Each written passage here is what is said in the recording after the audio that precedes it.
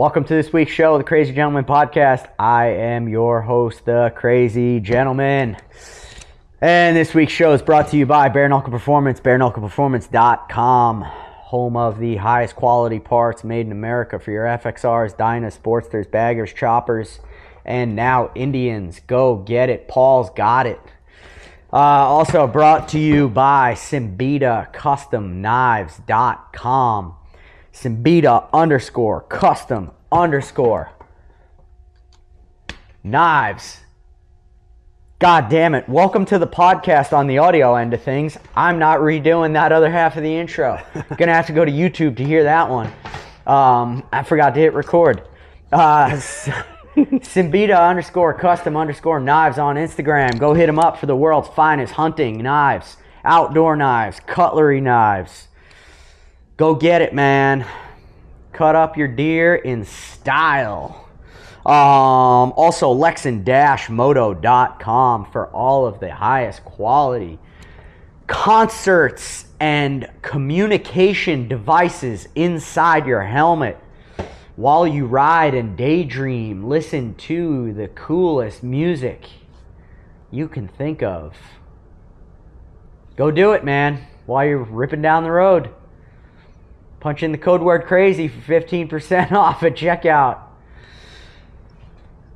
And go to the bumpshopbackroom.com. It's the only place you can get Crazy Gentleman merch. And support my friend Rodney with all of his vintage finds and his coffee company. And that's it. End of a long weekend, getting home from Tennessee Motorcycle Music Revival, and we're down here at Boswell Harley Davidson with the high mileage man himself, Hammer, the racer, the mechanic, the hunter. All of it. World traveling badass. I don't know about all that. Yeah. The kid that's lived 5 lifetimes, man. What's up, dude? High mileage and hard mileage. Hell yeah, dude. Yeah. Ridden hard, putting away wet, man. Yep. Such as yesterday. You said you got caught out in the rain bass fishing, right? Yep. From 5 o'clock in the morning till about 10 o'clock. Just pouring the whole time. It was miserable. Yeah. Do you bring rain gear out there? Like, I took some rain gear from the shop that it's been sitting here. It was like from our, like years ago, we had our own rental fleet, and I think it was from that, and I found it in the back room over here. It was like all molded and mildewed and stuff, so I washed it up a little bit and took it out there, and it didn't work at all. Right. I was soaked. There's stuff in my wallet that's still waterlogged. It's bad. Oh my God. Dude, that's like, that's one of the miserable parts about traveling on a motorcycle. Yeah. Finding rain gear that, like, actually works. I wish I had a good suggestion. Yeah. I haven't tried it all, but I've tried most of it. And even if it works, man, it works like one time. Yeah. And then it's just like wet again. Yeah. Do you have any suggestion on anything that works? No. I don't know of anything. I normally don't use anything at all, and I thought it'd be cool to use something that time, and it didn't work at all. Maybe like a human life-size condom or something like that. That one piece, that might work, but I don't know about that either. Yeah, that'd be a good one, dude. Just $1 million idea. Roll it. Just put it on your head and just roll her down, dude. Yeah. Stick your arms out. Yeah. You know. Watch that you don't melt that rubber on the exhaust. Yeah, that's right. Yep. Yeah, dude. Damn. I don't know. Where do we go? Were you out on the lake alone this week? Or? No. A buddy of mine, one of our customers here at the shop, his son needed a partner this year, and he called me up and was like, hey, you want to do some of it? And I was like, sure. I need something else to do for a while, and for when I'm not racing and stuff, and not hunting. So I've always wanted to do tournaments and stuff, and we do all right at them. We don't get skunked or anything, and we're always about middle of the pack so far, which I've only done 2 of them so far. And yesterday, and nobody really did any good. But yeah, it's a good time for sure. But that's how I got into it. He just asked me if I'd help him out, and figured why not do anything else. Was there a prize for yesterday? Yeah, it was like $2,200 or something like that to the winner. Damn. Yeah. That's It was a cool. lot. It's cool to do that. Hell, I'd do it on the weekends anyway if there wasn't money involved. So if you get the chance to win something, that's all right. Yeah, I mean, that's how you gotta look at it, right? Like, shit, I would do this for free. Yeah. Dude, that's the hard part about motorcycles in any sense, man. Like, even doing this, like, trying to figure out how to generate income with this podcast, or like this bike on the lift, like, like, I don't know, man. When you love something so much, don't you feel kind of funny, like, either figuring out how to make money doing it, or almost feel bad charging for it? Yeah, it was. I feel, to a certain degree. I feel bad charging people for anything. Like when I help buddies out and stuff, and they're all, that's probably one of my downfalls. But helping a buddy out with something little, the track or something, they try to, do whatever. I'm not really about all that. I mean, it's definitely nice to get the money, but I don't know. I just like helping people out. Yeah. So, like, speaking of the track, what came first, dude? Like, is racing what brought you to Nashville here? No. Or is swinging wrenches what brought you to Nashville? Neither one. That was a backup plan. Well, the racing thing wasn't even a backup plan. It just happened. But when I was in high school, I used to about half tour around playing music and stuff. I played drums for a long time, and most of my touring was around the East Coast, like, West Virginia, Pennsylvania, Ohio, Maryland. We went down to Louisiana and Nashville and Kentucky, pretty much everywhere out this way. And I did that a lot. And to be honest with you, like, I moved down here 2 days after I turned 18, and I really didn't even move down here for the music thing. It was just part of it, because my granddad, he was in the music business down here for probably 50, maybe close to 60 years, something like that. And I just met him when I was 11 years old. It was a crazy, weird story. My dad got separated from him at a young age, and just randomly found him. But I moved down here to take care of him, just because he had cancer and stuff. And he wasn't, like, bad off, but, like, we knew at some point he would be. So I came down here to help him out with that. And then I was going to go to work at Epiphone Guitars as a, like, guitar inspector, or, like, just something on the line, checking stuff out. And I was going to do that, and the job was lined up and everything. And really all it came down to was they took too long to call me back about starting. And, I was poor, so I needed to get some income. So I'd been into Harleys my whole life. And, well, I mean, I say my whole life. My dad was into them. So when I was growing up, I always liked them and stuff. And I got my first dirt bike for my 3rd birthday. So I was always riding stuff, and, rode a Harley to school. And, I think I started doing that when I was like 16. And he put me on, he had an old 90 FXR lowrider. And when I was 13, I've always been a lot bigger. So when I was 13, I could hold it up and everything. He let me ride it around by the house, not far or anything. But so I've always been into them. And I had a bike down here, and it's weird. I told you I hadn't met my granddad till I was like 11. Yeah. He was terrible with directions, and my dad is old school as hell. He doesn't use, like, a cell phone. He has a flip phone, and he's never in service. Still to this day? Oh, yeah. Wow. Yeah, and he runs a business. Like, he owns a business, and he's never had a regular, like, phone like that. It's just the cell phone, and if he's in service, it's on, and if not, he forgets about it. And so he's trying to call my grandpa up to see where we need to go, and he tells him about where we're at, and he's like, well, you see a Harley shop? And it happened to be Boswell's in Rivergate, which is like Madison, Tennessee. And so he's like, well, I'm a customer there. Just stop by there and I'll meet you there. And so the first place I ever met my grandpa was at Boswell's, and I ended up working there, which was kind of a crazy coincidence too. But I was just looking for jobs and stuff, and I was a customer down there when I first moved here. I had a 97 Road King that I bought from him, And I was just asking if they had any kind of positions open or anything. And at the time, they didn't down there. And then I got a call up here in Nashville. They needed a wash guy, so I just started doing that for a couple months. And I'd show up. You know, we were really busy, and we only had one wash guy, which was me at the time. And I was doing sales bikes, rentals, customer bikes, and pretty much everything. And so I would, you know, I put in a lot of time back then. Like I'd come in an hour early, work through lunch, sometimes stay an hour late, and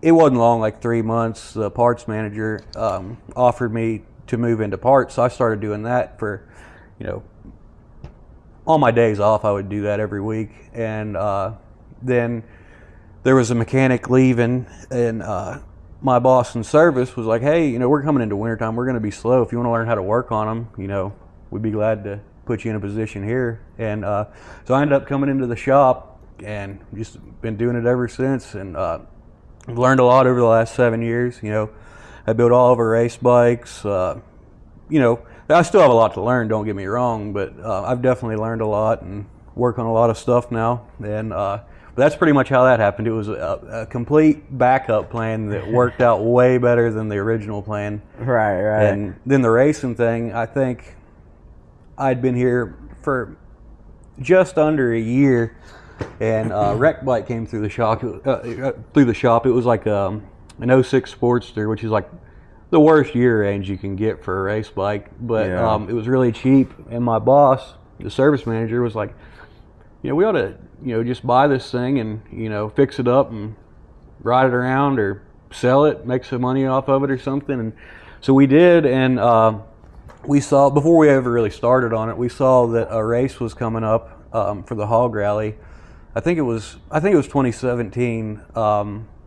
They had like a race as part of the thing, and he's like, well, there's a race coming up and they have a hooligan class, you know, we ought to build a race bike. And he's like, I'm too fat to race it, so why don't you race it? And so that's how it started. And you know, Bubba Boswell, he's always been into racing and stuff. And so of course the first race, you know, he went there as a spectator and ended up loving it, thought it was great. And he sent me up to Pipersville, Pennsylvania, up by New York, and he bought a race bike. And then like from there, we've been everywhere. Like it just exploded. Like we went from doing like one race, maybe two races the first year, to like sometimes almost every weekend, like, and anywhere from Florida to California and pretty much everywhere in between. So it's been really cool.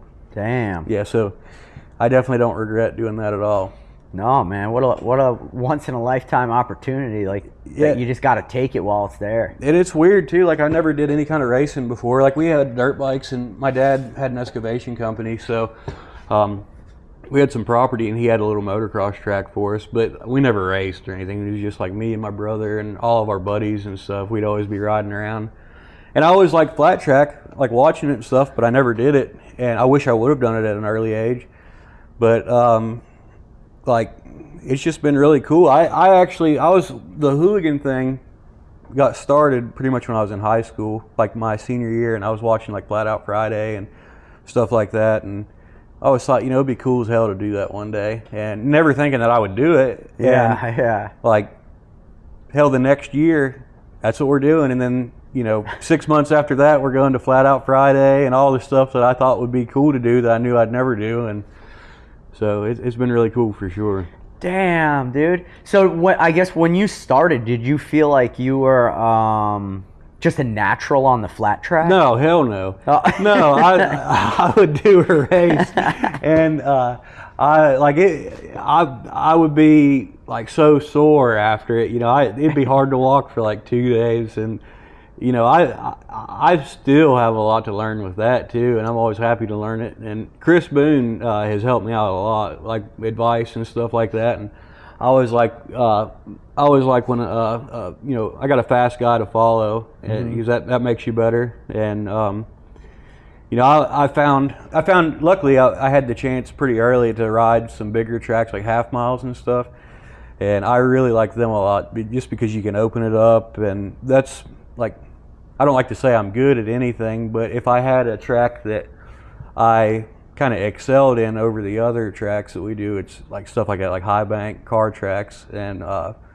like I've had some pretty good results on those ones for some pretty good races, and I came this close to winning the Sons of Speed race, the 10 Jam last year. Really? Yeah, I led the whole damn thing and kind of slid up high in the banking, and Bubba Boswell's fast as hell, and he got me, and you can't beat the boss. Dude. Yeah. Actually, gotta let the boss win. So I was trying like hell. He got me, and Chris Boone got me at the same time, and like 2 laps later, I'm coming up on Boone, and I think the last turn, or actually the finish line of the last lap, I passed him at the line, like by that much, and Bubba, I couldn't get back up to him at that point, so he ended up winning it, and Boone, I got him, and you know, he's an ex-pro guy, he's really good, so like that was the first time I ever beat him, and that was like,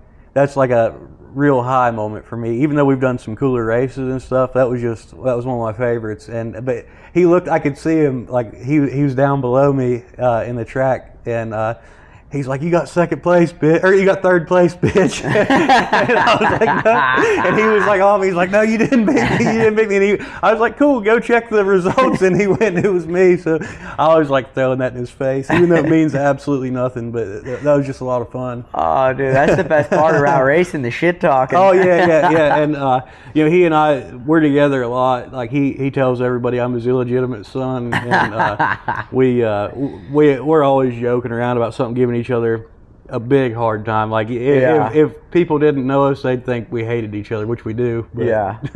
Oh, dude, I'm gonna start telling people that you're my fucking illegitimate son too. Yeah. I already got another illegitimate motorcycle son. Oh yeah. What'd you call? I thought it was dad. What'd you call the sales lady? You said, "Oh, this is my brother." Or something? Oh yeah. I told her you're my long lost brother. That's yeah. right. I remember it as dad, but yeah, that's right, yeah. Brother. Yeah.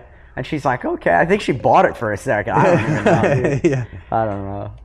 But yeah, that shit is funny. Yeah. Dude, Bubba must have been giggling in his helmet, man. When he passed you, he's probably like, "Kid, you got a lot to learn." Yeah. He definitely did. He's one of them guys you definitely like. You know, he's in his early 60s, and you know, you can't look at him like the old man because he's been on a motorcycle every day his whole life. Right. He knows what he's doing. He's good, and you know, he's beat some really, really big name people before, so he's good. He knows what he's doing. Yeah. And he was definitely a natural at it. His first race, he did good. Really? As a kid? No, he raced a little bit when he was a kid, but from my understanding, he wrecked and got hurt, and his mom made him stop because it kind of scared her. So he didn't, like, that was when he was a young kid. He didn't start racing again until he was almost 60. What? Yeah, seriously. And he's good. And he just immediately excelled. Yeah. Wow. Mm-hmm. That's impressive, man. Yeah. Whew. Yeah. And he's the same way as me. He likes the big high bank car tracks as well. It seems like he does really good on them. Okay. He's always. Does he actually get into cars too? Is he a car guy? Not to my knowledge, no. I don't think so. Okay. You got a little car history, right? You said. I mean, I've had personally, I've had a couple of things like square body Chevys, and I had a '66 C10 for a while. It was just a barn find deal, but. So one of my good friends, his family owns a muscle car lot in Hendersonville, Tennessee. It's called Maple Motors. The only thing they deal with is old muscle cars. Dude, I follow them on Instagram. Yeah, my buddy Nick. Awesome. He does all the videos for him. I play drums for him sometimes. I was thinking about popping in there next time I'm in Tennessee. Yeah, hell yeah. Oh, that's so crazy, dude. What a small world. Yeah, and it's a weird situation how I met him. And he's one of my closest friends now. I see him every week. We hang out, we go places together, we do a lot of fishing together, play music. When I came here, I told you, I was playing music a lot at the time. I was just looking on Craigslist for people that needed a drummer, and I see this ad, just need a drummer. He had like an album out with the guitarist for Three Doors Down recorded it for him at his studio in Tennessee, and it's a really good quality album and everything, good songs, and so I hit him up. And he's like, "Yeah, sure. We'll get together, see what it's like." And it turned out he lived, as the crow flies, like 100 yards from me, because my old house is on the lake. He lived like pretty much right across the cove, and it was like, you know, a no-brainer to like start hanging out and stuff, and like we're into all the same stuff. And yeah, so I always tell people, you know, when they ask us how we meet, I always tell them casual encounters on Craigslist. But yeah, they was from an ad for a drummer. But yeah, he's a good guy. Oh my God, what a small fucking world, man. Yeah, it's really cool. Damn.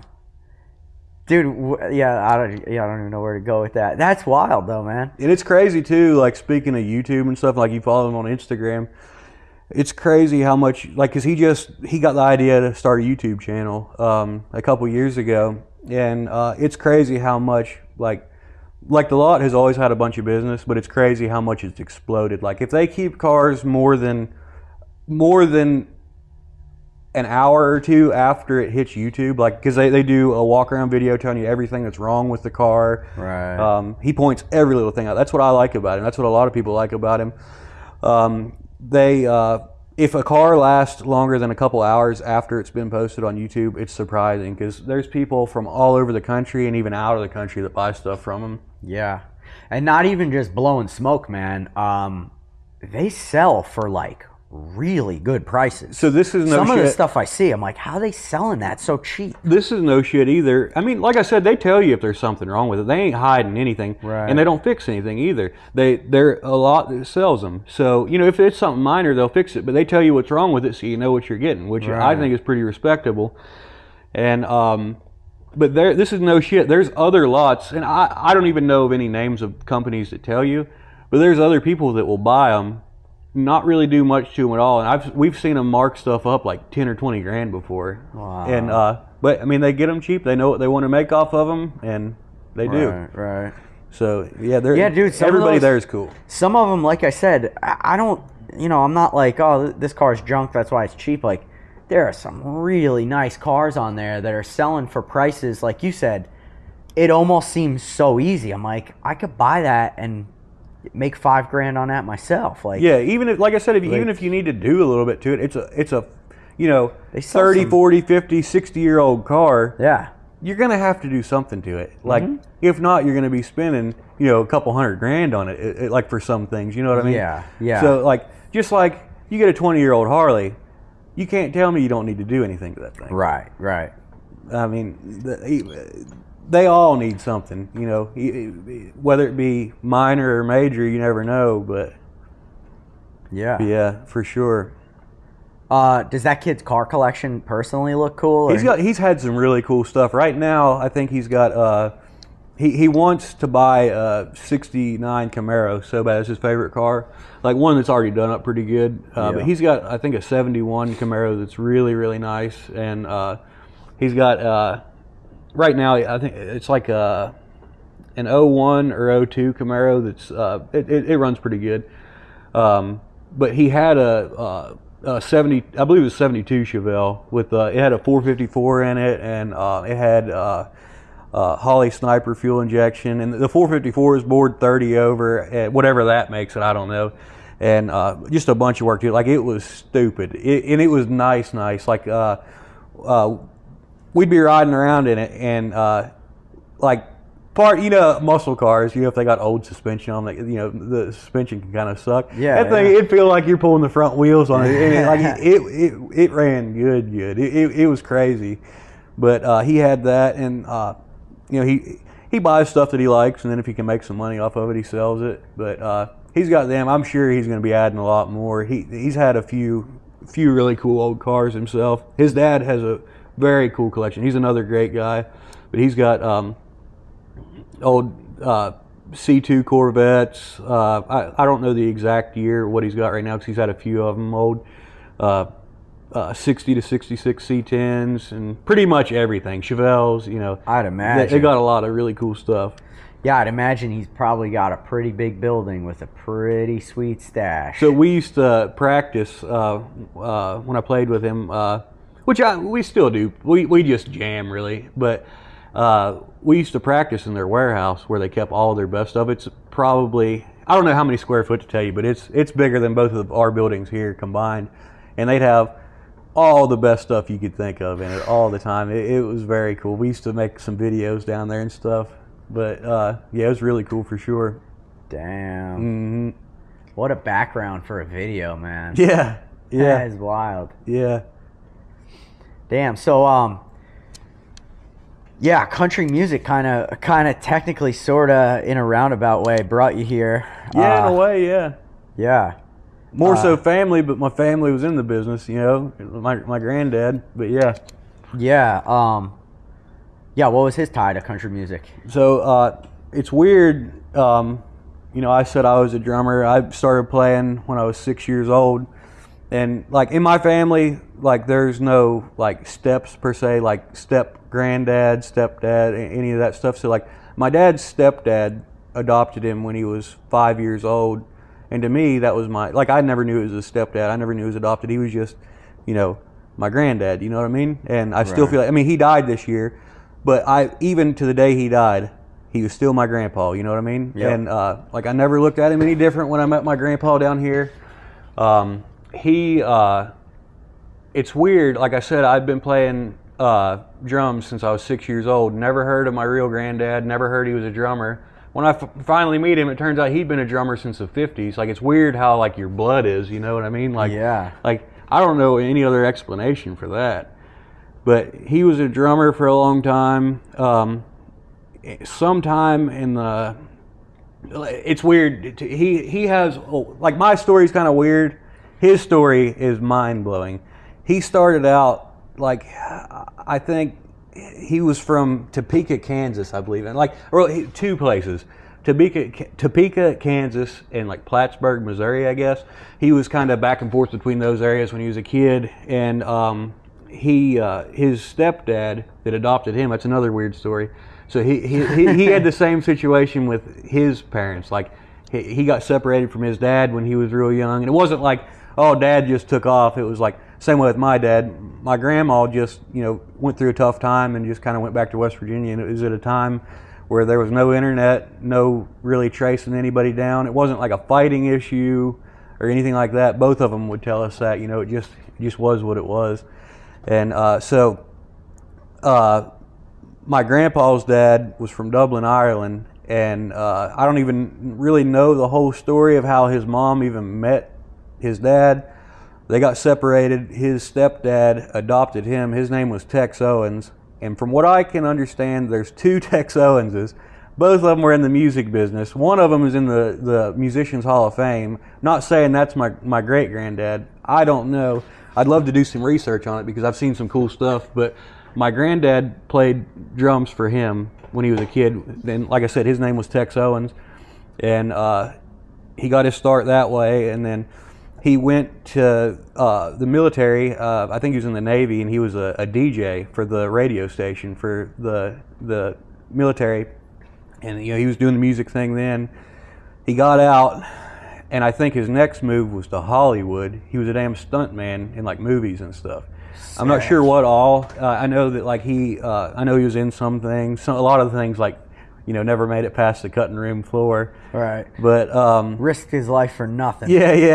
Yeah, and then he was like a walk-on in some movies too, just like as an extra. Like, you know, there might be a crowd of 100 people there, and they needed like somebody to stand there. He did some stuff like that, and then he moved to Nashville in sometime in the 60s, I believe. Mm-hmm. And he was like a tour manager, PR guy, stuff like that. He worked with Charlie Louvin from the Louvin brothers for, I don't know when.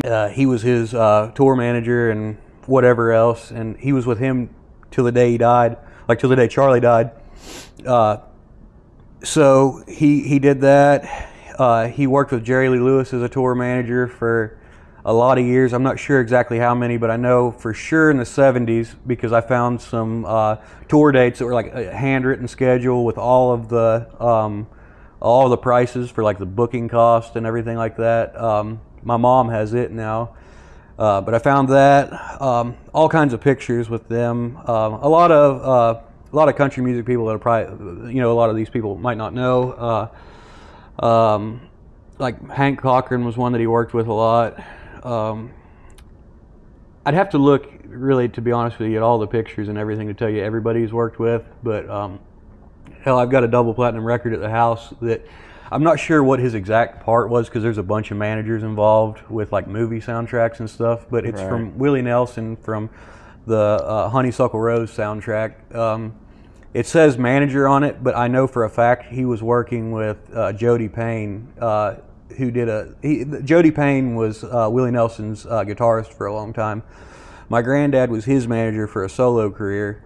So I'm not sure if it was involved that way or if he actually worked with Willie on that. I really don't know, and I don't want to be lying. But he did that stuff. He worked for some like companies like Gretsch, like guitars and drums. Yeah. I think he was on the drum side of it.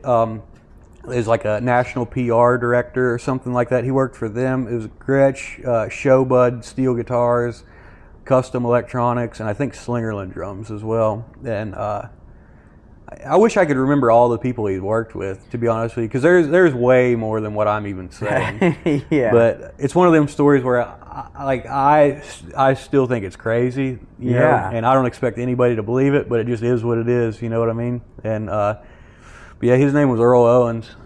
He was really cool. He did everything. He was, you know, straight up did it all.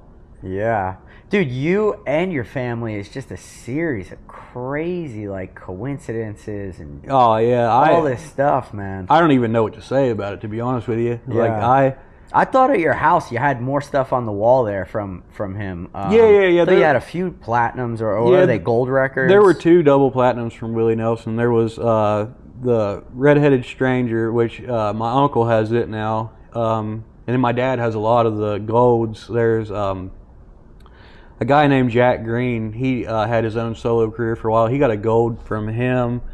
I don't know if he was a producer or manager on that record, but Jack Green got his start. He was Ernest Tubb. I don't know if you heard of him. He's Ernest Tubb Record Shop. Dude, so he was his drummer. There's a guy named Don Reno, a bluegrass guy. He produced his final record. I think it was called The Final Chapter or something like that. He got a gold record from him. There's a country guy from the, he was probably his biggest in the 90s and 2000s. His name was Colin Ray. He did a lot of work with him back in those years, like the late 90s, maybe early 2000s as well. I've got some stuff from him too. Trying to think who else. It's hard. It's hard thinking of it on the spot. But Jerry Lee Lewis was the one. That was the one. You know. Well, Honeysuckle Rose too. Wasn't Willie Nelson's tour bus named Honeysuckle Rose too? Like, dude. So he must have fucking hung out on the bus with Willie. There was. I mean, how wild is that, man? So, like Willie and my grandpa were friends, from what I understand. I never met him or anything or talked to him, but there were pictures of Willie at my old house. Which my old house was my grandpa's house. I bought it after he died. But there were, somewhere in the stash of pictures, there's pictures of him there at that house. And wow. The house is a crazy story in itself, too. Like, I don't know if I told you about it the other day, but the story that I've always gotten... So, my grandpa also worked with Tommy Cash, which is Johnny's little brother. Oh, okay. He never worked with Johnny or anything at all. But he was a manager for quite a while for Tommy. And in the late 60s, early 70s, my grandpa was living in Franklin, Tennessee, but he wanted to be up around Hendersonville where everybody else was at the time on the lake. And so the house, it came about because grandpa was working with Tommy at the time. Tommy told, you know, people that he knew if they saw a house come up that he'd like to get it. Well, I think sometime in the 60s, Johnny Cash went to Folsom Prison and played the show. 69. Yeah. I think that's when he did that show. I don't know, to be honest with you. But while he was there, he met a guy named Glenn Shirley. Or he might have heard of him before that. He's a songwriter guy. I don't know what he was in prison there for. But supposedly the story is... Johnny liked his songwriting a lot, wanted him to be on his team for, you know, songwriting and, you know, stuff like that. I think he actually played one of Glenn's songs at Folsom Prison that day. But I think Ronald Reagan was the governor of California at that time. He got Ronald to pardoned him, got him out of prison. Glenn didn't have any kind of credit at all to buy anything, so Johnny co-signed on the house for him. And then he, from what I understand, couldn't, I don't know anything about the man at all, but from what I understand, he couldn't handle life outside of prison. And Johnny told Tommy to tell my grandpa, Glenn's messing up again, you're going to lose the house, tell Earl if he wants to get it, he can buy it. And that's how he got it. And he lived there from 1973 to the day he died. So he technically bought that house from Johnny Cash. I don't know if I'd say it that way, but, Johnny was a co-signer on the house, but yeah. That's what I'm saying. Like, let's put it this way. We don't know what the paperwork looked like, but it could have been Johnny Cash's name was on that deed. It's possible, yeah. Right, right. I understand it wasn't really Johnny Cash's house. Yeah, but it could have been on paper. And when I, that house, it was really expensive for me to pay for, and, it was kind of tough sometimes. So the market, exploded, a couple years ago. So I figured, if I'm going to do something, everybody's going to be able to put a little bit of money in my pocket, be able to save some stuff and whatever, now would be the time to do it rather than, taking a big loss on it. So I wanted to see how if there was any legitimacy to that story. So Tommy Cash was a realtor for a long time in Hendersonville. I think it was like Cryleak Realtors or something like that. And I called him up and he answered, and I was like, hey, my name's Hammer Van Syok. Do you remember a guy named Earl Owens? And he's like, yeah, worked with him for a while. Wait, is Hammer your real name? No, my real name is Gabriel, but I've never been called, my parents have never even called that. I've been called Hammer since before I was born. Oh, okay. But yeah, I'll tell you that story in a second too. That's another crazy story. All right. But I called him up and I told him the story. I was like, hey, this is, the situation. I've always heard this story the whole time I've known my grandpa. I was just wondering if that's true. And he's like, man, that's been 50 years ago. I'm sure that, that sounds about right, but a lot of things have happened since then. So right. He didn't say no, that wasn't the case. You know what I mean? So right. But and I mean, timing wise and all, it is all very possible. It's not oh well, he wasn't here at that time. It was all there. The puzzle pieces are all there. Yeah. But so he definitely got the house after Glenn Shirley. Right. I'm just talking about the part where Johnny had to co-sign on it. Mm-hmm. That's what he was talking about. He's like, man, that's 50 years ago. Johnny co-signed on a lot of places for a lot of people. It's hard to say for sure. But that's just what I was always told, you know what I mean? Right, but, right. Nothing I was ever told by my granddad ever didn't add up, you know what I mean? He always had pictures and stuff to back up a lot of things, for sure. Right. When you did finally meet him, do you remember him telling a lot of wild stories? A grandfather tells his grandson cool stories and stuff? Was he that kind of guy that could tell a good story? Yeah, but my grandpa was a hard ass, big time. If he told you something, you better take it to the bank. He would tell stories like crazy music business stories. It didn't seem like an old war story from some people. Some old war stories in something maybe it's been fabricated a little bit. He told it to where it was almost not exaggerated at all. Right, just told it how it was. Yeah, but it still, if anybody else told it, it would be pulling it out of their ass. You know what I mean? Right. And two, he would, if you asked him about the same story 10 years later, it would be the same exact story to the word. Usually liars, they'll change it up 3 or 4 times or forget what you're talking about. What are you even talking about? I don't ever remember saying that. It was never that way at all. Yeah. And but yeah, it was definitely cool. I wish I would have recorded a lot of the stories. I look back now, because it's crazy. My step granddad, which, like I said, I don't look at anybody. I told him forever, you're my real granddad. My granddad down here is my real granddad too. But he was there for everything. I never knew any different. He never treated me like I was a step grandson. It was just like his own. I went everywhere with him, did everything with him. He died. It was weird. He died at a damn New Year's Eve party this year. Just had. I guess he had a heart attack or something. He literally said, "I wonder what the year 2023 is going to bring in." And 10 minutes later, he fell over dead. It was crazy. What? Yeah, and that, and then my pap. my mom's dad, my parents raised me and everything, but like I would say he helped raise me because he was retired when my brother and I were born to help. Like he loved grandkids. We were his only ones, my brother and sister and I, and he loved us more than he loved his own kids. Right. And he loved his kids a lot, but we were everything to him. And like I say, he helped raise me because I was there with him every day during the day, stayed with him a lot on the weekends, and he was a gun dealer for a long time, so we would go to gun shows with him out of town and stuff. And did he have a gun store too? Yeah, it was in his house. So like in the What? upstairs of his house, he had a gun shop, and like we sat through, I bet you, hundreds of concealed carry permit classes when my brother and I were kids. Like we knew that shit. I don't even have a concealed carry permit, but I mean I have a bunch of guns and everything. But we sat through that class a million times, and yeah, and he died on or like a little over a month ago. It wasn't as random, but we didn't think it was going to be that soon, and that stuff just makes me kind of look back and really regret the fact that I didn't like take videos of conversations with my three granddads. You know what I mean? Because I don't have it now. The only thing I got is voicemails, and that's it. Wow. And but yeah, family means a lot to me for sure. Because I mean, I don't have a bunch of it, so I've got a lot of friends are like family to me for sure too.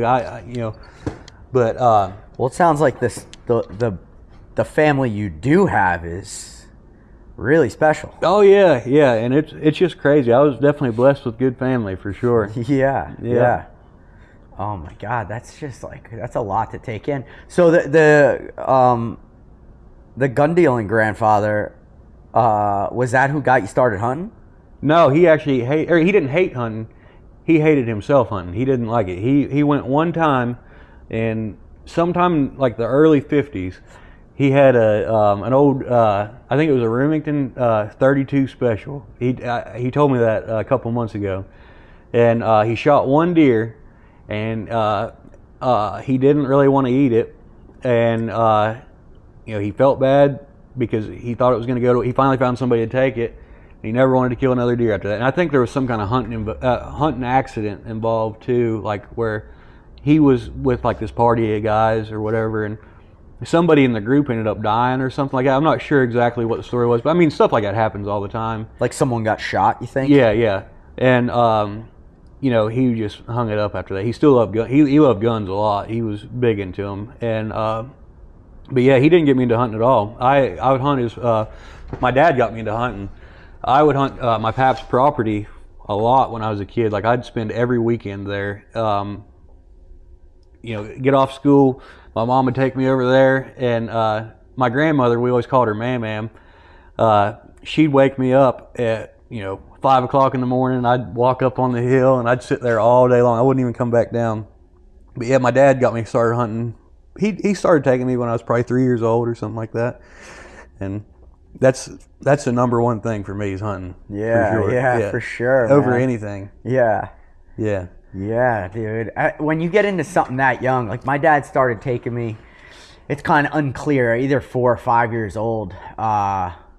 Man, it's like anything else. When you start as a kid, like you get kids involved with something, man, they're just hooked for life. You know? And usually more than the person that got you into it. Oh, dude, that's what I say. Like my dad's into it, and he's always had like dreams of going hunting all over, and he's hunted a lot of places at this point. But like, I have definitely taken it to the next level. Yeah, same with me. My dad is huge into hunting, but like,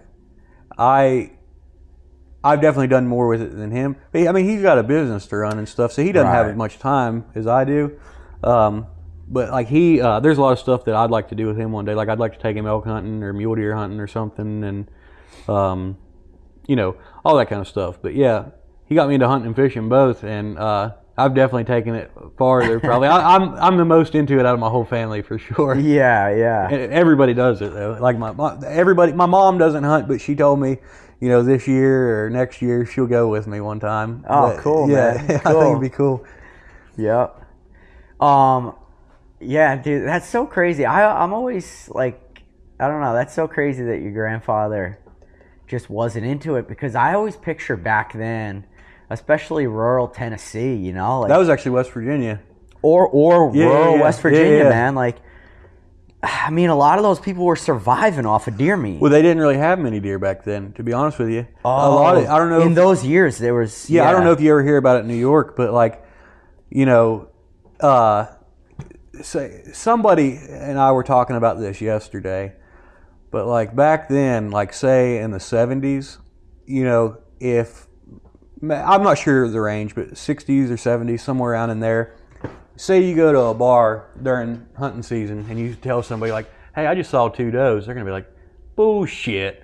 Like they'll think you're talking about the damn, you know, Bigfoot or something like that. Like there wasn't any deer, and like people would go years without even getting a chance to even look at one through the scope. Really? Yeah. I've heard this of some states. I never thought West Virginia was one of them. But oh yeah. I got to be honest, man. In New York, I know there's been some lows. Like in this country, we really wiped deer out at one time. Yeah. But man, as far as I know, speaking to like my parents' generation and my grandparents' generation. Not to say my grandparents were into hunting or nothing, but my friends' grandparents in the Catskills and stuff, like. Man, they were killing a lot of fucking deer back then. Yeah. I could tell you that. Like, it wasn't... I don't think it was, even in the lowest of times, I don't think it was like that where we are upstate New York. Yeah. I think higher up in the Adirondacks and around the Great Lakes and stuff, I think it was like that. Yeah. But, I tell you, the most deer I've ever seen, like, on average hunting, is down here. In Tennessee. Nashville in particular. Like, or Nashville area. I don't hunt right in Nashville, but I'm not far out of it. Right. And a lot of big bucks too. Like a lot. I mean, I've killed all my biggest bucks down here since I've lived here, but the 3 bigger ones that I have are nothing compared to what gets killed here. Like there are absolute giants here. Yeah. And you wouldn't think, like, you know, me growing up, I wouldn't think, you tell me southern states have giant bucks, but like Tennessee, Alabama, and Georgia all have really big bucks. Yeah. Kentucky too, for sure. I think one of the reasons, though, like, there's no winter kill. Yeah. That's got to be part of it. Yeah, that's part of it. know? And I used to think that not a lot of people hunted here, like in the, you know, suburban areas, but I've been proved wrong. Like last year, I've run into a ton of people hunting like in town and stuff. There's a lot of it. And I really don't know what it is. I mean, it's not like West Virginia where, like, you know, every year we get the whole week of Thanksgiving off because that's the opening week of deer season, like for gun season. Right. And everybody's off and everybody's hunting. So it's not like up there. You don't quite have that kind of pressure, but yeah, I don't really know what it is down here. I think just all around, you know, even besides the winter kill and everything, it's like, you know, there's more agriculture down here. It's just an easier life for them. Yeah, I think so, you know, too. like I've always told people, man, if I closed my eyes and you just put me in West Virginia, and then I mean, I would think I'm in the Catskills. Like it's very similar. Yeah. The people, kind of the culture, a little bit. The landscape, it's just so similar to that part of upstate New York that I'm familiar with. And, I mean, let's face it, dude, those hills it's not an easy life there. No. You know, it's a hard life for those animals. Yeah, definitely. And there definitely isn't the farmland, like from the area I'm from. Same here. Yeah, it's not like big agriculture. The only thing there is hills there. Those fucking things are chewing on sticks in the winter. And I mean, they're barely getting by, man. Yeah. You know? But I will say this, out of all the places I've been, and a lot of people that are from West Virginia, like, can talk shit about it sometimes. And, you know, everybody does that, you know, they're like, oh, I want to move away. And I wasn't necessarily that person that was like, oh, I just can't wait to get out of here. Like, I just did it for a reason. But, you know, West Virginia is one of my favorite places in the country for sure. I love it. Yeah, I know. You said you want to get back to it someday. Yeah, one day for sure. I don't know when, but one day. Yeah, it'll happen. Mm-hmm. Dude, but we can't forget this. So, what's the deal with the name Hammer then? Oh yeah. What's the deal with that? So I told you that my pap, the gun dealer, he retired I'm not sure if it was quite to take care, like to help out with us kids, or if it was just time or what. But he watched my brother and I every day. And before I was born, my mom was dropping my older brother off at my pap's, and my brother, he was in between. He was probably 2 years old, something like that. And my mom had a doctor's appointment, like a checkup for me, I guess, when she was pregnant with me. And she said, "I'm having another boy. They know that he's going to be big, and just think of a name for me." And she got back later that day, and my pap, just jokingly, he said, "Hammer Schnackle Nimrod," whatever the hell that means. And he always say hammer, and it stuck because it turned out I was 10 pounds and 14 ounces and like 24 inches long or something like that. And they actually, my shoulders were so broad they had to fold me up and broke my collarbone. And no way, dude. yeah. And so that has stuck since before I was born. My mom and my dad, none of my grandparents, nobody have ever called me anything but Hammer. Even in school, all my teachers called me Hammer. At graduation, of course, they said Gabriel, but then they said, they're like, "You all know him as Hammer." That thing. Like the doctor's office is the only time I've ever called Gabriel. Yeah. You were a fucking little 10-pound hammer. Yeah. That's like, you've heard that expression, right? It hits like a 10-pound hammer. Yeah. Like, that's so crazy, dude. Yeah. Yeah, we didn't even know where I got that from because I was the biggest one out of everybody. And it turns out my granddad down here, he was like 11 pounds. Really? Yeah. Damn. Huge. Oh my God, that's so crazy. Yeah. Dude, and what a wild ride for him. Like, I've always said, one of the times and places that I would love to travel back in history, in terms of recent years, would be Nashville in the 60s. Yeah. Like, what a fucking time. If you're a history or country music history nerd, like, dude, Nashville in the 60s was the fucking place to be. And the 70s. There's a few places I would like to go. Like, if we're talking about music and stuff, my grandpa was with Jerry Lee Lewis. He went to Madison Square Garden with him whenever, when he was playing shows up there with like Chuck Berry and stuff back in the 70s sometime. I think that would have been cool to experience that. All that. I think it'd be cool to go back to like that era too for choppers. Oh yeah. I think that's the best. Yeah. Really, that time and place in American history was something special. Yeah, there, and I think it would be cool too, like, to be old enough in 1936 to see the first Knucklehead come out. That would be cool too. Do you think back then they thought that it was as special as we think of it now? Probably not. It was probably like, who's going to afford this? We're in the middle of the Great Depression. We're trying to buy some rice, Right. What's the deal with the damn motorcycle? But, it would have been cool. Yeah.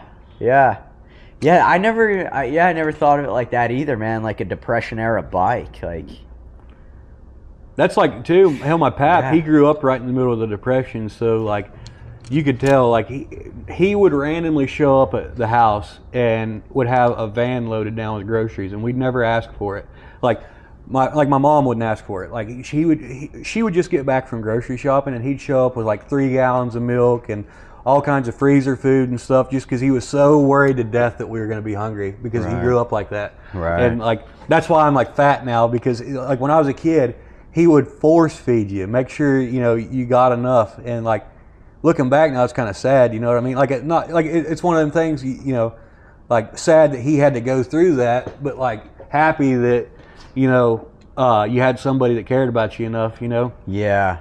I that whole generation, both my grandparents on both sides were like that. Yeah.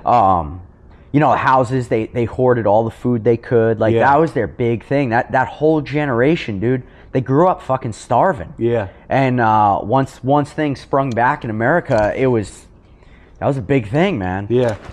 Even in terms of like the way they conducted their whole lives, and I'm speaking for that generation. Yeah. That's what's created these like barn finds for us. Yeah. Collections of cars and motorcycles in yards. Like, those people it created hoarders, kind of. Yeah. Because, when you grow up with that famine lifestyle that, you know, you don't know where your next meal is coming from. Yeah. Like one of the things so on my dad's side, my grandfather was born in Ireland. He came here when he was 17. I mean, he's your typical immigrant with not a fucking, he literally came here. I forgot if it was, I know he was born in 17, and I always mix it up if he had 17 cents in his pocket too, Yeah. or it was like 35 cents.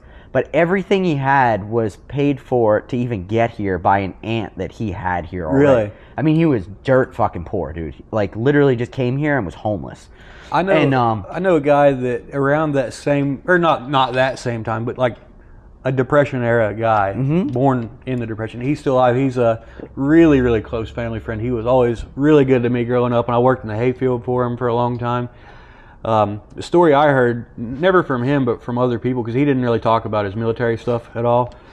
He was in, I think he was in Vietnam or Korea or something. I'm not sure. I think it was Vietnam, but I can't remember what branch of the military he was in. But he was in one of the Carolinas, and when he got released, he was too proud to call his dad to come get him. So he hitchhiked from whichever Carolina it was all the way back to northern West Virginia. Really? And, yeah, he was too proud to call him. Didn't want to have to worry about him paying to get down there and get him. Wow. Yeah. Yeah, that's that mentality. You just can't change it, man. Yeah. Yeah, one of the things my grandfather did, man, until the day he died, and it was just because he grew up fucking starving. Dude, he would chew his food like, I mean, he would take forever to eat, man. Yeah. It was like every meal was like the most special thing to him, you know? Yeah. Yeah, it's wild, man. Mm-hmm.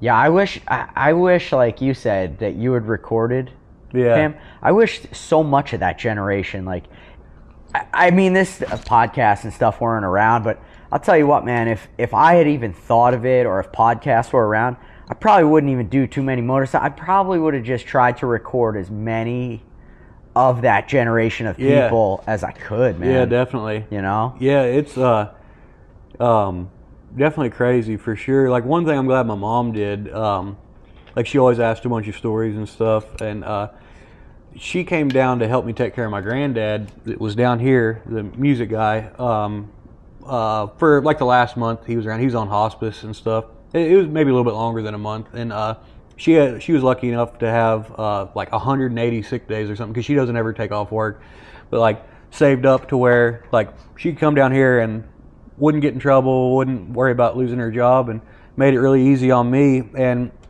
you know, my grandpa's office was just filled up with pictures all around, literally from the floor to the ceiling. And every day she'd get some pictures off the wall and go in there and ask him about them. And he'd tell her stories. She'd write it on the back of them. And there's a lot of cool things I didn't even know about. Like, yeah, all kinds of crazy stuff. I wish I could think of everything right now to tell you, but dude, so it's so funny you say that. One of the things that I'm starting to do is special things to me, like pictures, things friends and family have given me over the years, you know? Yeah. I'm starting to do that, like a deer head hanging on the wall. Write the story and just staple it to the backside. And so what I've thought about doing something similar, because you get to a point where you start, like, I remember every single one of them from like every detail about it, because it means that much to me. But yeah, but you might not when you're older. That's what I'm saying. I remember it now, but like, you never know, man. I think it would be cool. Like, what I thought about doing was getting like with what I did with my elk from Colorado. I didn't actually get it mounted. I European mounted. I've European mounted most of my stuff, just because it's cheap and I'm kind of poor. And I get it. My elk is Euro also. Yeah, but you know, I can't mount everything. You know. One day I thought about, like, I have everything to where it's got a skull on the wall, and if I want to one day, I can buy a cape for it and have somebody mount it. I can still do that. But what I did with my elk, I put, like, you know how when you go to Colorado, you get the license, like, it's on the paper, and you have the like that orange foldable thing. I wish I just took it out of my pocket yesterday and put it up there, but it's just this little thing that it's like a little wallet, but it's To hold your tags. Yeah, yeah. Oh yeah. So I get one of them when I go out there, and like I'll just put it under the animal because like that, you know, I can tell the day I got it and all that. And I'm going to start putting pictures like of the day I got it, like under them and stuff like that. But I think that's cool too. For sure. Oh yeah, the pictures is a nice little touch too. Yeah, for sure. And it's always nice too if you're out there, like if you got something, you can have a picture with buddies or something, you know? Yeah. Dude, know what's something? The first elk I killed, and I didn't even know it at the time, but my friend that I was with, he picked up the shell, actually. I saved mine. And gave me the shell. He was harness. like, here, man, you're probably going to want this. Yeah. I was like, that's awesome. I didn't even think of it. I hadn't thought of that until last year because I've been bow hunting for so long now, like just strictly bow hunting for deer and stuff, which I'm not against gun hunting at all. Yeah. I just enjoy it more, and the places that I hunt down here, I mean, legally I can gun hunt. I just don't feel comfortable doing it because there's close houses, and I just don't want to be that guy that, you know, gets in the newspaper over something like that. Yeah. But I always save my arrow after if I find it, and you know, keep it with whatever I did. But the elk, I shot it. And I kept my bullet and I put it in my binocular harness, and it's still in there. Nice. And I'll probably put it up there with the head at some point. But yeah, that for sure, that's definitely something that's cool too. Yeah. Yeah, I like that too when guys save their arrows. You know, sometimes you'll see a mount, if the arrow's in one piece, you know, and just put it across the antlers, you know. My arrows are usually fucking all fucked up, or like, you know. The first buck I killed last year, I looked probably 100 times and I can't find it anywhere. I know the exact path it ran. Yeah. It went like 50 yards at the most, but it hit in his shoulder, and it only penetrated like that far maybe. And usually I always have pass throughs, but it went like that far, and I couldn't find it broke off. I didn't find it broke off inside him, so it worked out backwards, and anywhere on that trail could I find it. And I even thought about taking a rake out there and just raking shit around and see if I could find it. But one, because it's an expensive arrow, it's expensive broadhead and stuff. Two, I just like to have it. Yeah. Do you run lighted nocks now? No, I have in the past. I don't now just because I just haven't bought them. But I used to run the Burt Coyote Luminox just because I could find them anywhere. I haven't really done a lot of experimenting with them at all, but I've definitely thought about finding a good one to run this year with a new setup. I've also, since I ran those, I've been, you know, going with different diameter arrows and stuff, and I don't know what all works the best with what, but yeah, I switched last year to a micro diameter arrow. I'm drawing a blank on the name, but anyways, once I switched to them, I used to use those Luminox, but with the micro diameter, I had to start using, what's that? I've heard people say, like, if you go to like 4 millimeters, some of them either they don't work very long or they can break. I don't know. I don't have any experience with them. But I never had any problems.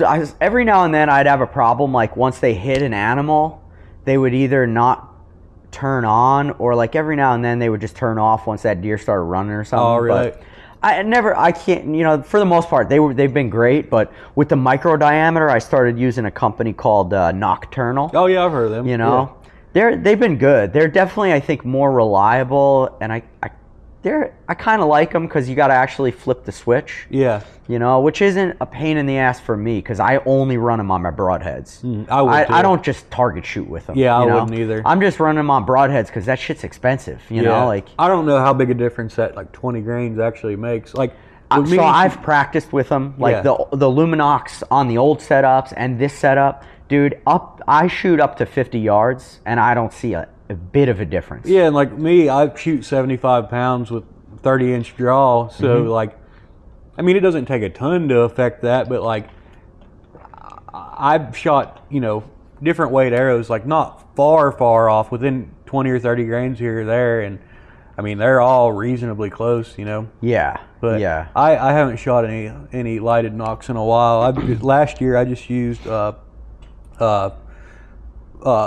what are they? Victory Rip TKOs. Victory is the brand I'm using. I like them. I'm not using the Rip. I'm using VAP, if you're using 4 millimeter. I'm using the VAP SS. Yeah. That's what it is. Yeah. Yep. Yeah.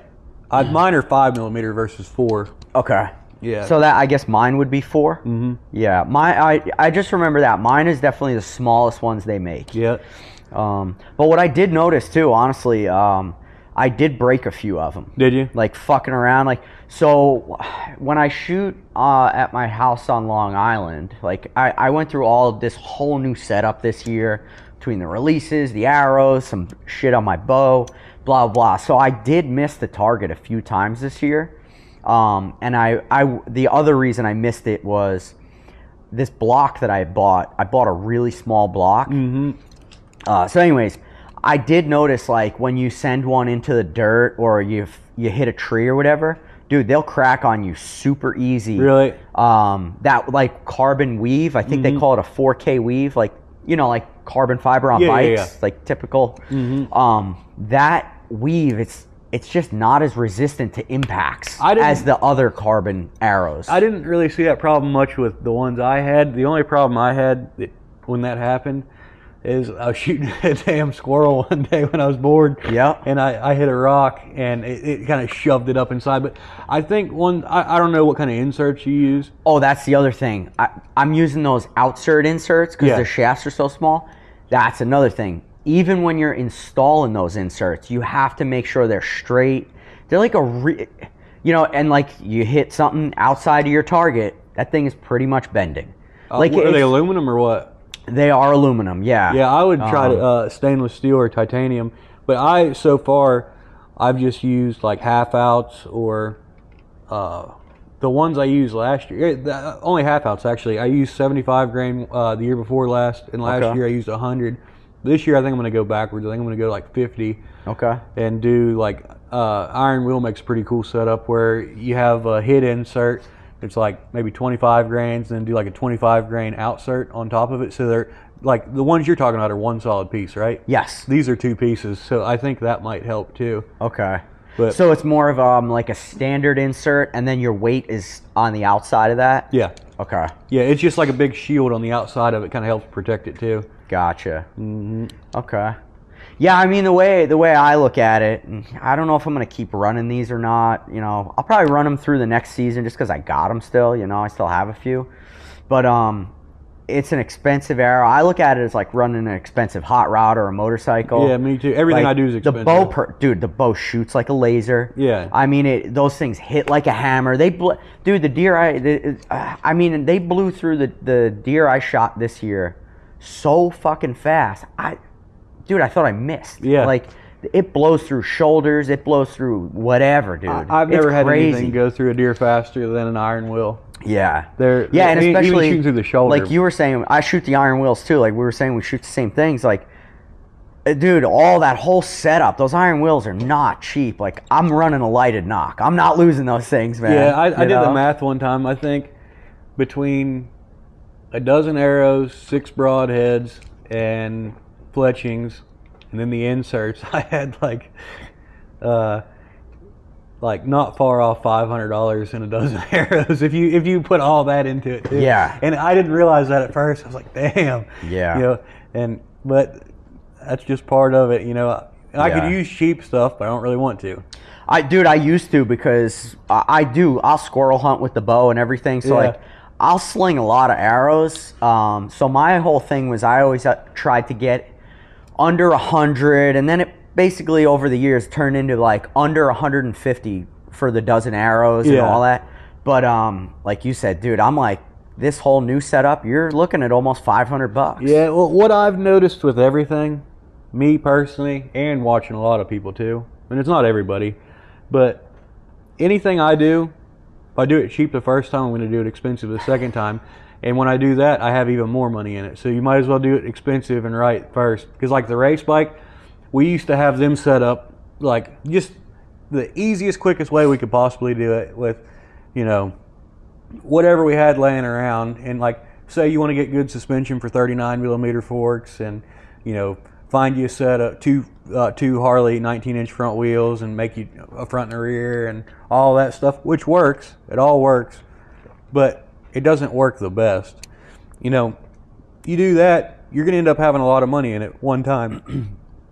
Then you're like, well, I think I'm going to upgrade it, get better shocks and better front suspension and then better wheels. And, you know, I've got, a stack of 530 sprockets when I should have gotten 520 from the beginning, and I don't even know how much money I have in them because I've got a stack like that high of 530 stuff. Oh my God. And if I would have just went 520 from the beginning, R6 front end, and I don't have the wheels I want yet, but if I had like the Lowry wheels, like quick change wheels and all that, instead of having double what I should have in it, I would have, I would still be expensive into it, of course, but I would have a hell of a lot less money into it. Right. So, like, it's almost one of them things, if you're going to do it, even if you don't know if you're going to do it forever, you might as well go all in.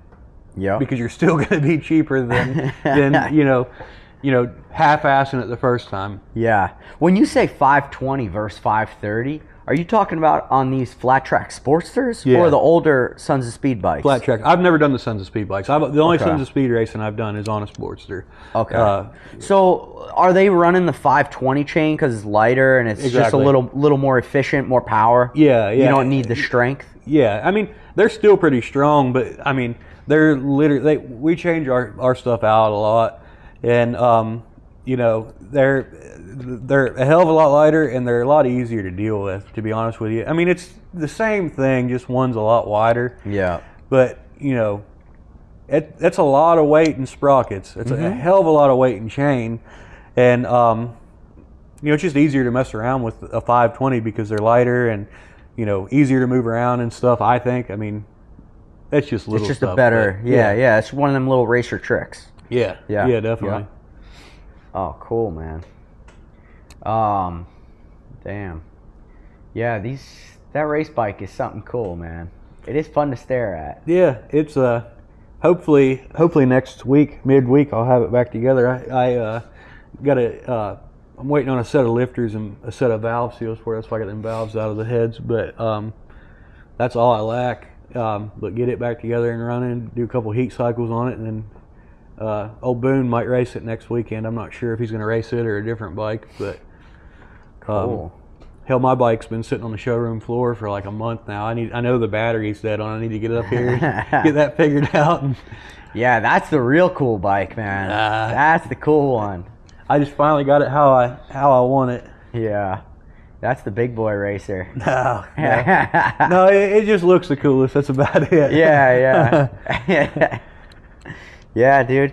So, you said you'd gone elk hunting. Yeah. Dude, one of the things I always say on this podcast, because, people around the world are listening and, all over the country, but, I don't think people out west understand how special it is for a kid from the east. I think it's like deer hunting for us. What do you mean? For them, yeah. For them, it's just like another hunt season. Everybody I talked to out there was exactly like you're saying, yeah. Yeah, but man, it's so special for a kid from the east to go west. Actually, where we rented the pack horses from, the guy, or the son, he was probably a little bit older than me. He was talking like, damn, I didn't know tags were that expensive. I might as well just get mine and start selling it to people. Yeah. He didn't give two shits about it. Yeah. And not that he was against hunting or anything. He likes hunting, but he's got other things he'd rather do, which is okay and everything. But yeah, they don't care about it. Yeah. It's been a dream of mine since I was a little kid to go elk hunting. Yeah. Really a dream to do it bow hunting, which I hope to do one year. This year I'm going during the second rifle season again, but I'm going to take a bow with me just in case I can, have the chance where one walks up. I would shoot an elk at 70 yards with a bow, I think, because it's such a bigger target. It's a big target, and like you had said, the specs that you're shooting at, that arrow has enough energy to hammer an elk at that distance. I might say different in the moment. Maybe I'd, only do 50, but I think if I had the chance and one came into 70, and I felt comfortable, I think I'd do it. But I mean, I'm really hoping to get a mule deer tag this year too, and it would be so cool to take the bow for both of them, but it'll most likely happen with the gun. Yeah. But one day I definitely want to kill one with a bow. Actually, everything I want to kill, I want it to be with a bow. Yeah. At some point. But the other thing I love about any kind of hunting in general is I eat everything I kill except for a coyote or something. I ain't gonna eat one of them, but if it's fall, anywhere from fall to spring, and you're at my house, 9 times out of 10, I'm eating either deer every night or elk if I have it. And hell, I killed a bear when I was a kid, and we ate that. And people bitch about that, but if you know how to cook it, it's good.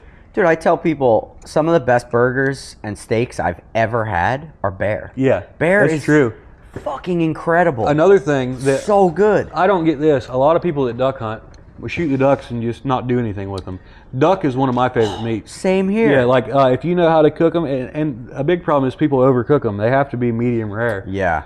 All of this game we're talking, all of this stuff, you have to keep it rare, and it's incredible, yeah, man. exactly. And another one is squirrel. Like my grandma made squirrel gravy say forever. It's so weird, but dude, it is one of my favorite things to eat. Yep. I love it. Yep. I love it, man. And I'll tell you another thing. A lot of people are going to think this is weird as hell. Some people might have had it. And it's kind of like eating gator or something. But my dad, he goes jugging for turtles, like snapping turtle, just regular, not the alligator snapping turtles, just the regular, like common ones that everybody has. Mm-hmm. And he and my brother cook them up all summer long, and we'll eat the hell out of them. And if you know how to fry them up right, that's another good thing. But that's good. And actually, in January when I was back home, we butchered. We didn't butcher. We killed 3 hogs and a big beef, like a really big beef, and they were gonna butcher them at a later date. But my dad saved the hog heads, and he cut like the jowl meat out. I never even knew what a jowl. Like I obviously know what a jowl is. It's a jowl, right. But I never knew that like that's what they called them.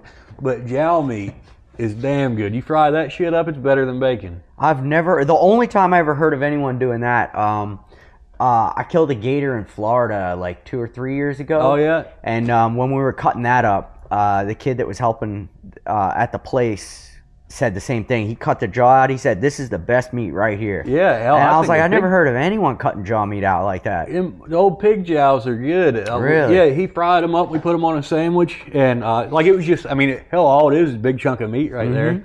But yeah, hell, I'll try anything. Yeah, I like it all. I would love to try turtle. I just never had the opportunity. But the kid that Evan Simbita, the guy who sponsors the show with the knives, Simbita Custom Knives. Dude, he's a huge turtle guy. He loves turtle. A lot of people look at you like it's weird as hell, which I mean, I guess it is weird, but it's good. You know what, man? It's like all this stuff we're talking about. There's people that think eating deer is weird, and like, but I can't imagine everything it's just is society. Weird. Like, dude, it's just meat. Like, it's just society thinking that. And another thing people don't know is like at the turn of the century, once hunting seasons became a thing and all this, like.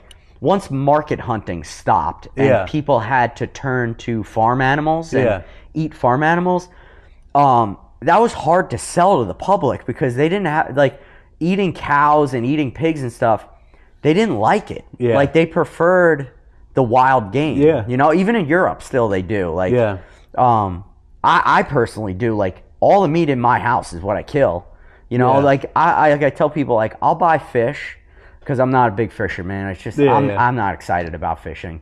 Yeah, I love fishing. But I just don't have time for it, man. It's like it's at the back of the bus, right, where hunting's at the front. Right. You know? I'll do that when I ain't got anything else to do. Yeah. Oh, and my other love is chicken wings. I love buying chicken wings. Yeah. I love it. I like it too. And to be honest with you, I don't think I'll ever have chickens. Like if I ever. I used to, man. It's cool, man. You should get some chickens. We've had them before, but like when I was a kid, I remember my brother came home with three what do they call them, banty chickens or something like that. I think that's one type. There's a bunch of types you could have. He had 3 of them, and literally like a few months later, we had like 30 or 40 chickens running around. We didn't buy any more of them. They just kept reproducing. Damn. And I mean, I would probably have them, but I'd much rather just go buy that at the store. Yeah. But like if I ever get the chance to move home one day, I'll definitely have some, like maybe 1 or 2 cattle and maybe a couple hogs, and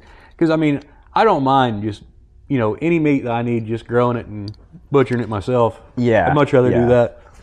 Yeah, it's funny. I only, literally this year, in the last, let's just say 6 months, I find myself, like, when I go out now, I'll buy a steak or, like, I'll eat beef. I've started eating beef again, and I've really, like, found a taste for it. But dude, for years, I was just like, nah, I'm good, man. Like, I was just all wild game. I burnt myself out on it because a buddy of mine, well, a couple buddies of mine, we do a lot of grilling all the time, and I like to cook. And we're cooking steaks like every single night. Yeah. And it's easy to get burnt out on that. It Like, is. I love It is. steaks. I love beef, but I've gotten to where I like if I'm going to eat something that's not wild, because I'll take wild every day. Yeah. But if I'm going to eat something that's, homegrown, I'll take pork chops or pork tenderloins or something over anything. Really? See, that's like the last. Like, Really? pork is my least favorite meat. Yeah, I eat it and I love it. Yeah. But it's like, that's the last on my list, man. Yeah, I'm just You know? talking like non-wild game, but I'd take it over a damn cow anymore. Really? Yeah. Okay. But Oh, yeah, no, I guess dude. it's one of the things all in how you cook it, Dude, too. speaking of that, pork is wild game. I got Oh, yeah, I got yeah. pork. From that gator hunt, I still got some boar left from that. See, I've never had the chance You to- guys get that here, right? You'll see pigs down in Tennessee. I personally have never seen them, but people do. Yeah, out in East Tennessee, I think it's a big problem. Okay. But I've always wanted to go hog hunt, never had the chance, and I've actually never had wild boar. I'm sure it's the same damn thing. You don't but- know the difference. Yeah. Yeah, it's the same thing. Yeah, but yeah, I'd like to do that one day for sure. That kid down in Florida was telling me, like, some of them, when you're cutting them, man, they just smell so damn bad. You know what smelled, I think, worse than anything I've ever cut up? What? My damn elk. Really? I think them elk stink worse than anything. It's the best meat I've ever had, like on the hoof. You mean know? the meat smelled? No, or the elk itself. Oh, dude, elk is the only animal in the woods that I could smell. Oh, yeah. Like, when stink. they're near, you're like, dude, we're in elk. I smell elk. Yeah, they say it's like, which I know you've been bow hunting for them. I haven't. They say that like during bow season you can really smell them. Way worse. Mine was It in, fucks with you. During bow season, it really fucks with you because you'll smell them so much and you're really not in them. yeah, But during the gun season, when you smell them, you're like, we're in elk. yeah, During the bow season, you're kind of just like chasing a dragon sometimes. You yeah. know? Hell, mine, I killed it opening day of the second rifle season, and we had like 2 foot of snow then, and I was cutting it up. I let it lay for a night because it was like a mile from camp, and we were just exhausted. What I did is it was like at the worst part of the mountain, so I just get a hold of it and just roll it down the hill as far as I could, and it would go for like 100 foot sometimes because it was straight up. Wow. And I don't know how it didn't bust the horns off of it, but finally got it down to the place. And I was like, well, let's just come back tomorrow because it was like late. It was like midnight by the time we finally got it all the way down there. Yeah.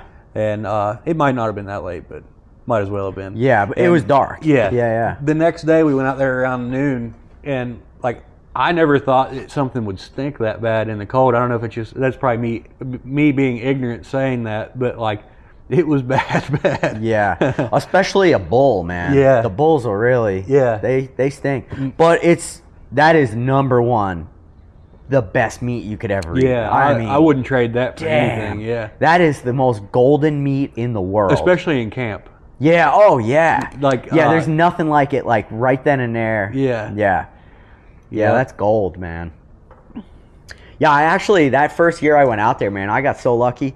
Our first morning, I killed mine opening day, but like I'm talking first light. There was really? There was no. Mine was like maybe 10 o'clock, Yeah. But at first light, we were walking in the woods and like it was dark. It was questionably legal the time this guy shot, but not even 100 yards ahead of us, man. We heard a shot, and we're Really? like, "Whoa!" We didn't even know anyone was there, But anyways, we just stopped and we're like, whatever. Once it was just barely light enough to see, we kept walking, and we seen these guys, and we seen this elk down. And I actually got the heart out of that elk, Oh, man. yeah. We hung with those guys. Dude, by the time we got there, they had already cracked a beer and were celebrating.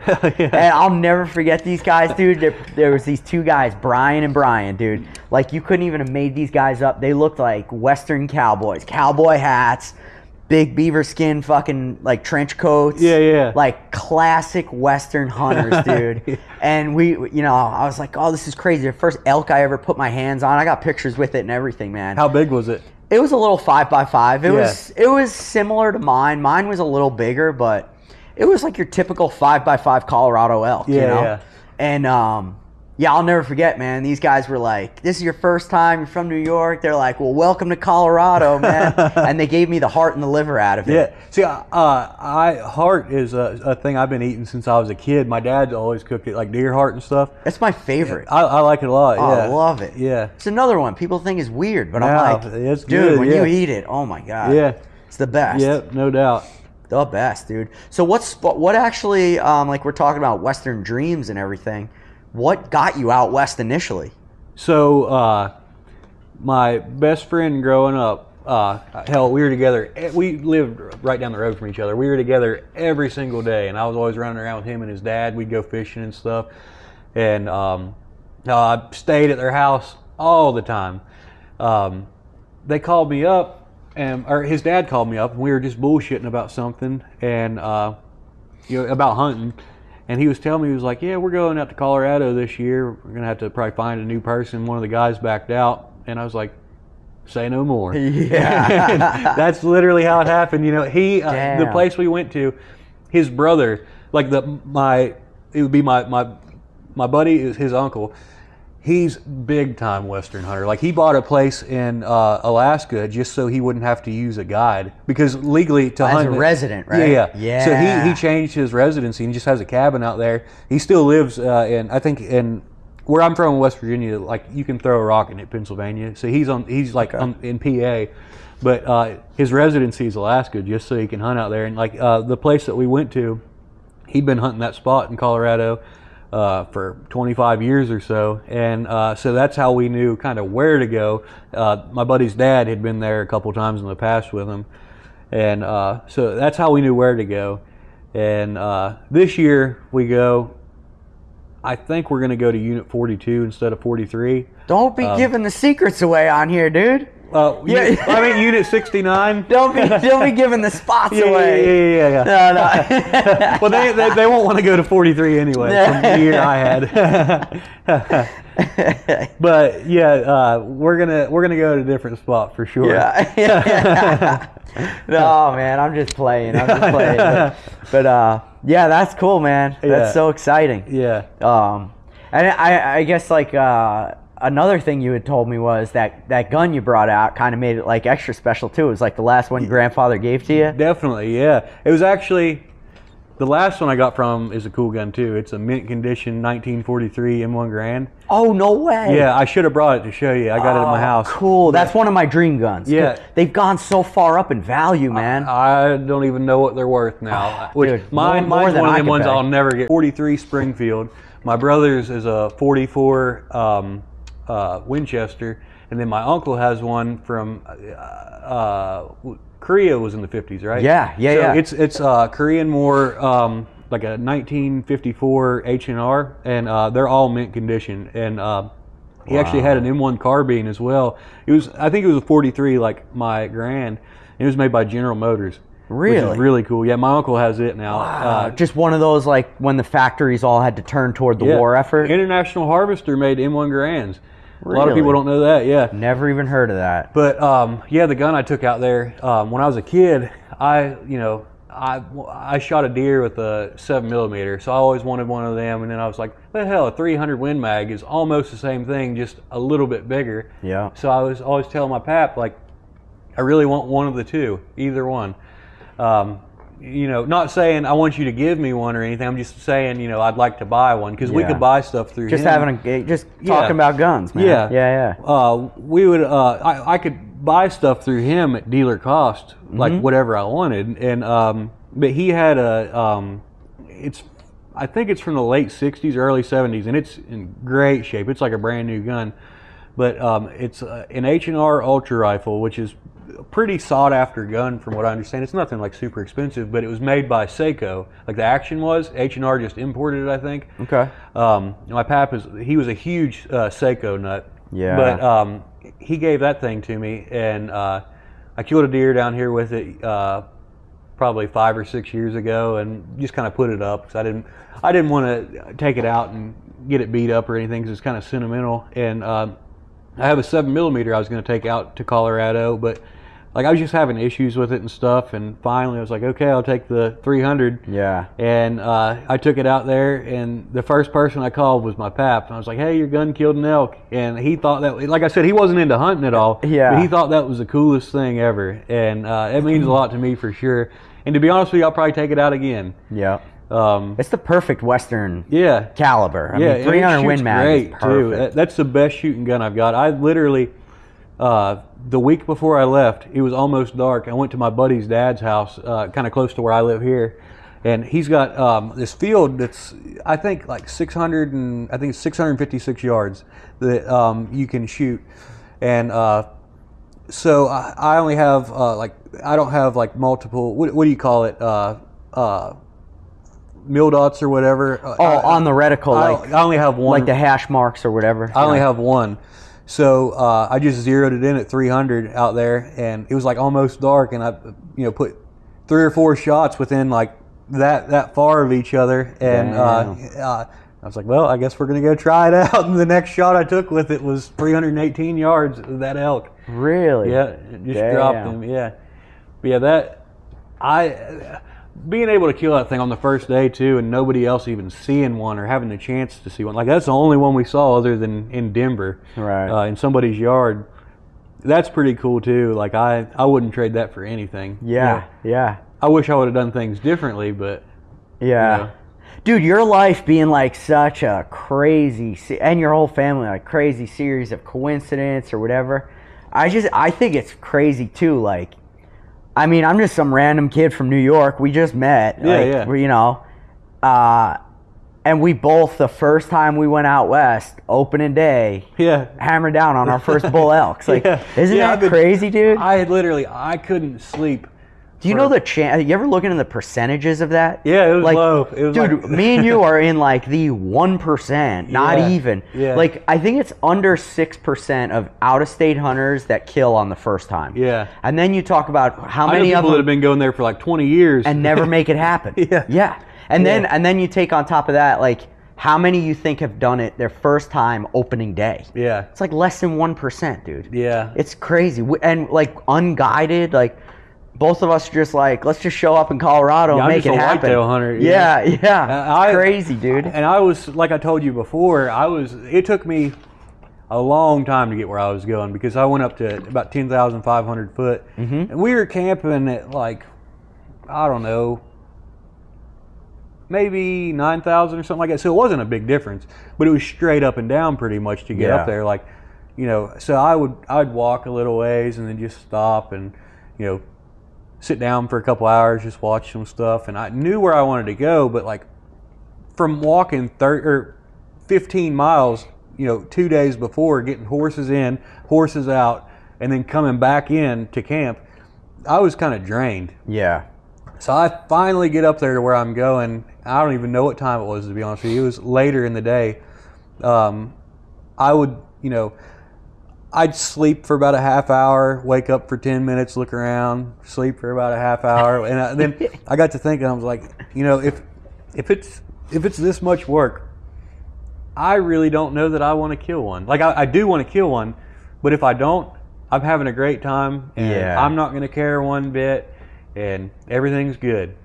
But it's going to be miserable getting it out of here. Oh, yeah. And it's the hardest thing I've ever done. Yeah. Like, I don't think people understand. Like, everyone nowadays hears, like, Joe Rogan talking about it and shit. And Cam Hanes. Yeah. But it's like, dude, people don't understand. It is fucking the hardest thing you'll ever do, man. Yeah, public land in Colorado, I don't think it gets harder than that. Right. Well, that's my only experience, so that's just me pulling that out of my ass. But it'd be hard those to are tell some me. Big mountains, man. Yeah, unless you're going to Alaska or somewhere. But it'd be hard to tell me it gets much harder than that. Yeah. But yeah, hell, right after I said all that, 10 minutes later, it pops out at 500 yards or 550 yards by itself, and it's sitting there walking around, and I'm looking through the binoculars, and I could see it was a 5x4.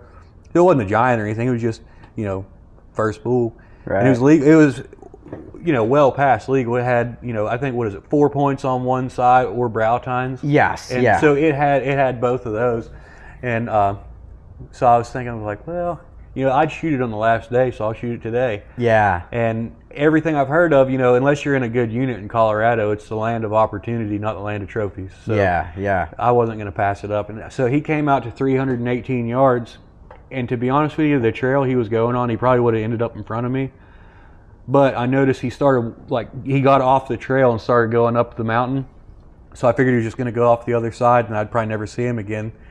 So I figured if I shot him right behind the shoulder, he would probably either run down the hill or maybe run out the trail towards me and be in an easy spot. Well, when I shot, I didn't realize that 318 yards, you wouldn't think it, but it takes a second for that bullet to get there. Like it doesn't, you just shoot and he drops. Right. Like I shot, I could see him through the scope. He turned around and looked at me like that and it hit him in the neck. You saw the impact? I didn't see the impact, but I for sure saw him turn back, and as soon as I hit, I could tell what happened, because if you hit them in the neck, they fold up like a book, kind of, and they don't just they'll do that, or they'll just kind of drop. A lot of times, just because it paralyzed them, it killed him instantly, like he was done. Right. But I shot, and then he just literally folded up like a book and rolled down the mountain for about, I don't know, maybe 20 or 30 feet, and it was the absolute worst place it could have been in. I thought I was going to die that day. I literally did. With all the snow out there, I didn't realize it was as rocky as it was. I'd be walking out there, and it's brutal. The whole way to him was a cliff.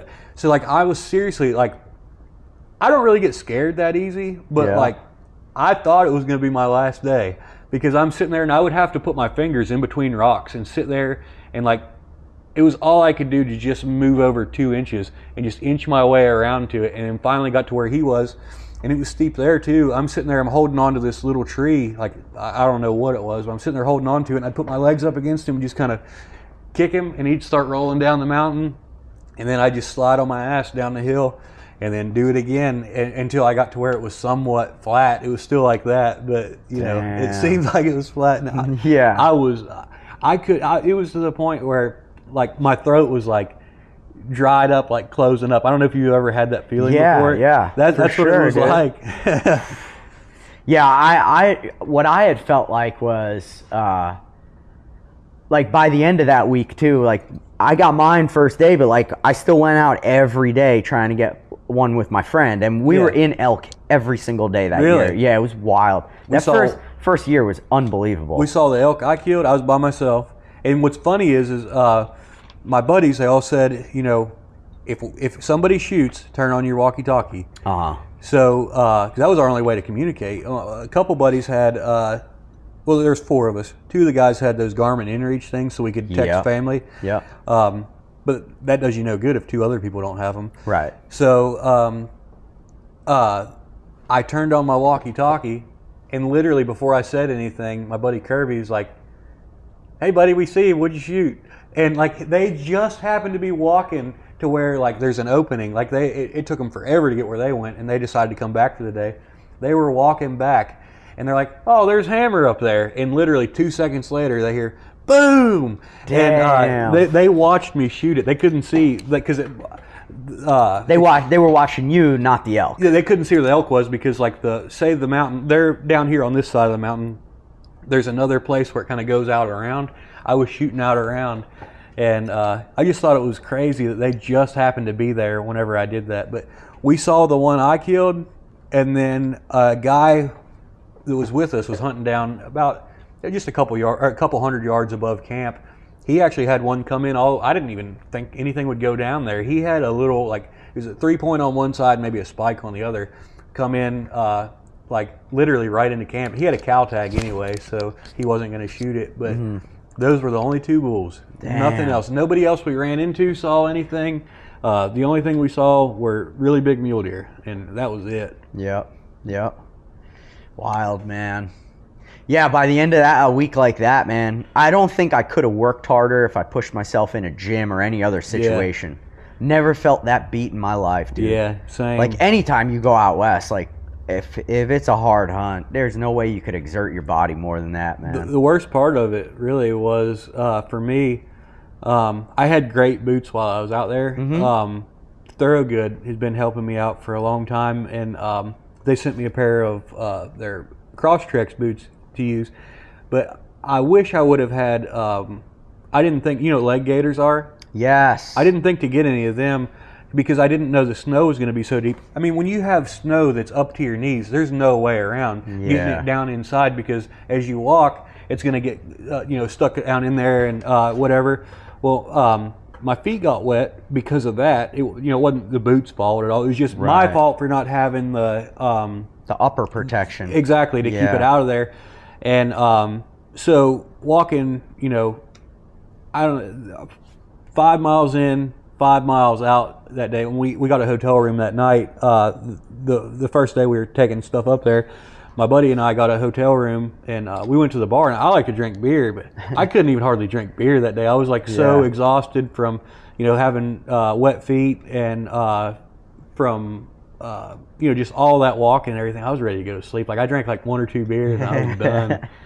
Yeah, I quit drinking this year, but that first year I had drank some beers, whatever, pretty much every night. Yeah. But every year I've been back since, I'm like, dude, I'm hunting. I can't. It's like, it's not the party people think deer hunting is in the East. Like, Western hunting's hard. I'm not much of a partier, to be honest with you, anymore. Anyway, but like we thought we'd, you know, maybe enjoy a couple shots of whiskey here and there while we were up there. So we had a few bottles. Yeah. Like a few small bottles and random stuff. Yeah. None of us even took a drink the whole time we were up there. Yeah. Like, not at all. Like I said, when we go to before and after the hunting was, you know, taking place, like when we were in town, like Glenwood Springs or wherever, we were hunting like an hour or so away from there, but like that was the closest town we'd stayed in. We would, you know, might drink a couple beers here and there then, but like, I didn't even want to think about drinking on the mountain. Yeah. Like, all I wanted to do was find water. Yeah. Definitely, man. Got to stay hydrated out there. Mm-hmm. Damn, dude. Dude, speaking of that, man, I mean, we don't got to run forever here. You want to tell people about like anything you got coming up, or well, we're gonna, I don't know. What's up, man? Before you leave, we're gonna be doing. We're gonna be racing this weekend with Billy Lane, like Memorial Day weekend, out at Homewald, Tennessee. One of the best tracks I've ever been to. And then June 10th, I believe, we might be going up to like Owensboro, Kentucky area for there's a Nicky and Earl Hayden memorial race. We might go up there for that. And then the one I'm really looking forward to, I'm hoping it goes through. I'm hoping we get to race at West Virginia Motor Speedway in, I think, July 1st. Is that close to your hometown? It's about an hour and a half, 2 hours, but like, that's close, you know what I mean, compared to anything else. Get some hometown friends coming out. Oh, yeah, everybody's going to go. Yeah. And it's a 5/8 mile track, too, which I've never gotten to do anything that big. The biggest is a half mile for me. Damn. So, like, that would be, like, stupid fast compared to what we're used to. Yeah. And, yeah, that, you know, just a bunch of racing going on.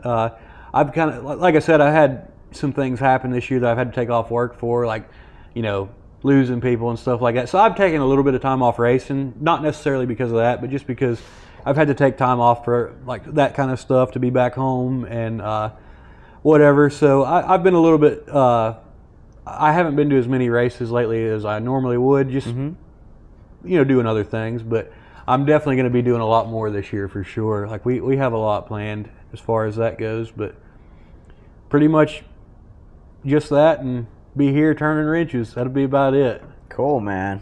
Cool. Well, damn, Hammer, thank you so much. And you want to tell people where else they can reach you on Instagram? I'm pretty much just unless you don't want to. No, that's good. That's good. I'm pretty much only on Instagram and Facebook. Instagram is HammerBear50, and then Facebook is Hammer Van Syok. Good luck with the spelling, but if you find me on Instagram, you'll find me on Facebook. There you go, man. And thank you so much to Boswell Harley and Bubba Boswell. Yeah. And all the Boswell racing team.